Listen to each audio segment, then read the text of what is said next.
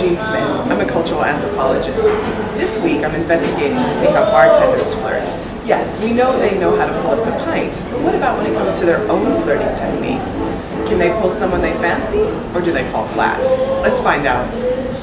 Where should we start? How about you, Michelle? What is flirting? Getting their name right, my name's Fiona. So what is flirting? No.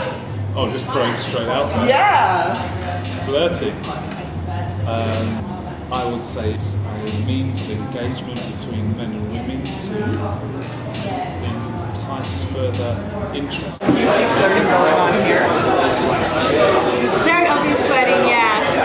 Mostly like old men. Yeah, but yeah, more the older men to the younger women, especially the bar staff. Like, it's a good place actually, working in the pub, to look at other people and watch them. Well, I do see some flirts. It's obviously when a girl's starting playing with her hair. It's obvious. It's obvious that he's into the guy. Yeah. Yeah. There's just a smiling and stuff like that. Nothing big, really. You guys in your profession see much flirting happening? All the time. Yeah, It's quite harmless, to be honest. It's a good thing to watch, actually. It doesn't even have to be like sexual flirting. It could just be flirting with anybody. So, do you see much flirting happening here when you're working behind the bar? All the time, I should imagine. Can be sort of conscious or unconscious. Conscious in the sense that there's a very proactive means of flirting. Obviously, alcohol induces a relaxer. Social inhibitions. So I think sort of it gives people more confidence to approach each other and possibly try and find common goals, common interests. And I think that could be a form of flirting. Unconscious flirting could be just looking good and making yourself presentable with your body language to try and attract the opposite sex. I noticed flirting because I flirt myself a lot. Perfect. It's for the tips, isn't it? We're having a competition here behind the bar sometimes about who's going to get more tips.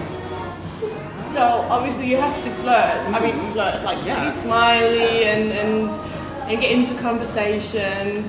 Yeah, so that works really. I bet it does. So you can't drink, but they've been drinking, so you can still kind of play the same game. They relax and you're kind of just You're just doing your job. Alright, do your job. It's a little bit of a sort of. You know, I found when it comes to reverse flirting, it's best to just be assertive and tell them straight out. Yeah. Look, I'm not interested. Please leave me alone now. Yeah. Mostly they just, they'll keep trying, man. You like something original. Yeah, original. Yeah, it has to unique. be original.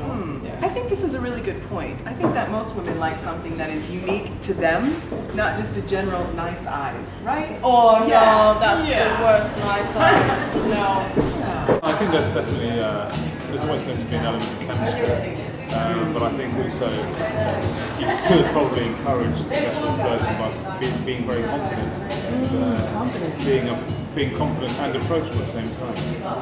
be confident. Smile a lot. Works every time. You heard it from the beauty. They use lines or non-verbal communication? No, pretty much they're just like, what's your number?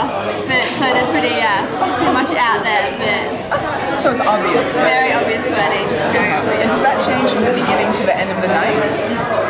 Actually, I guess it gets more harsh once they drink more. They drink more and then they just let go and Well, in this case, maybe it's useful to have some reverse flirting techniques. That's, So, do you have any ideas of how to kind of hold back the drunken flirting? Mostly I just ignore them. So maybe the smoking ban has helped in the flirting. It certainly helped in familiarising people that have seen each other for 2 years and they've never spoken to or even acknowledged each other. That is such a London thing. So that's, in many ways, that's a good thing. So people would have come in here for 2 years, seen each other, and never spoken. Yeah, I mean, they just do their own thing with their own people. But now, as I say, the smoking ban, particularly when it's cold and people go and stand under the umbrellas, They need someone to cuddle with, don't they? share the same ashtray, His wife's watching. I'm trying to behave. I am. I've been known to do that. Do you have any good tips to share with people about successful flirting you've seen? I mean, obviously the main flirting in the park is kind of manually. Good point. And does that seem to work? Because it would work for me, that's for sure. It does. It depends on how far the night is going and how attractive people are. It's amazing. So do you find that flirting happens towards the end of the night more than the beginning? Yeah. Obviously. People are drunk and not shameless, very open,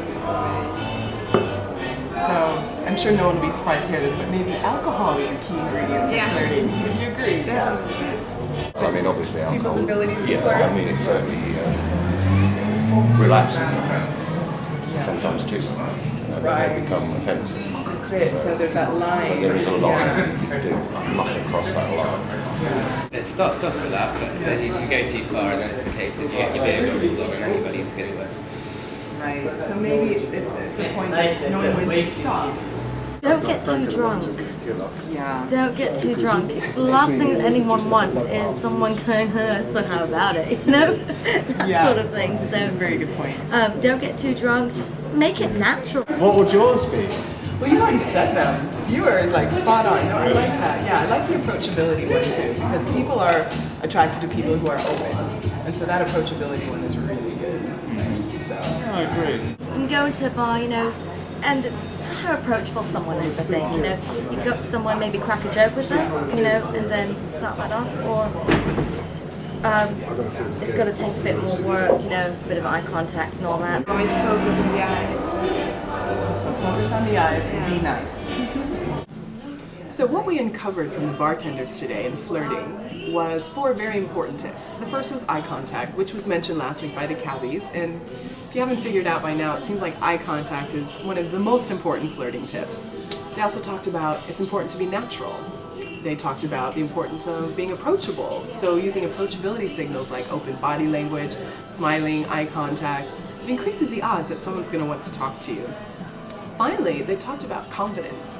Now, it seems like people use alcohol to improve their confidence and help them become relaxed, but they all mentioned there's a certain point when you might think you're being confident, but other people are just going to think you're annoying. That's when you drink too much alcohol. So we'd like to thank the bartenders this week for all of their help. Are you guys thirsty over there?